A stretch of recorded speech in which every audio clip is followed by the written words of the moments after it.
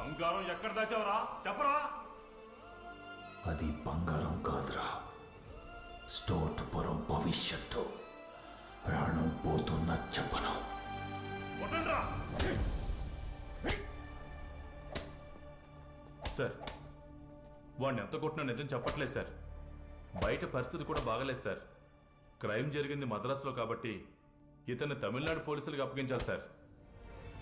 Police దెబ్బలకి Nagi శరీరం అలసిపోయినా అతని ఆశయం మాత్రం అలసిపోలేదు. ప్రేమించిన అమ్మాయితో పాటు 14 ఏళ్ళు జైలు శిక్ష పడిన బాధపడలేదు. ఏరా యారే, ఫ్యాక్టరీ పనులు మొదలెట్టారా? మన వాళ్ళందరూ పనిలో ఉన్నారా? నాకు కూడా ఫ్యాక్టరీలో పనిస్తారుగా. జైలుకి వెళ్ళి వచ్చినోడికి పని ఇవ్వరు అని అనకు రోయ్.